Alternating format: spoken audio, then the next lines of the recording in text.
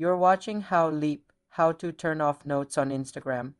Notes are short text posts that appear in the Messenger inbox. To disable them for your account, open Instagram and tap the Messenger icon in the top right.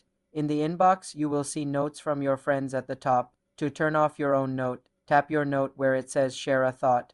Tap the three dots next to your existing note and select Delete Note. Your note will be removed and you will no longer have an active note. To prevent seeing others' notes, you cannot fully turn off the feature, but you can mute specific people. Tap and hold on a friend's note, then select Mute Notes. This hides their notes from your inbox. To mute notes from all your close friends, go to your profile, tap the three-line menu, select Close Friends, and remove people from that list, as notes are prominent from close friends. There is no global setting to disable the Notes feature entirely. Instagram controls feature availability. If you find notes distracting, you can ignore the section at the top of your inbox. The feature may also be removed by Instagram in the future. For now, managing your own note and muting individuals are the only controls. Check Instagram settings under privacy messages for any updates related to notes. For more simple computer tutorials, subscribe to the channel.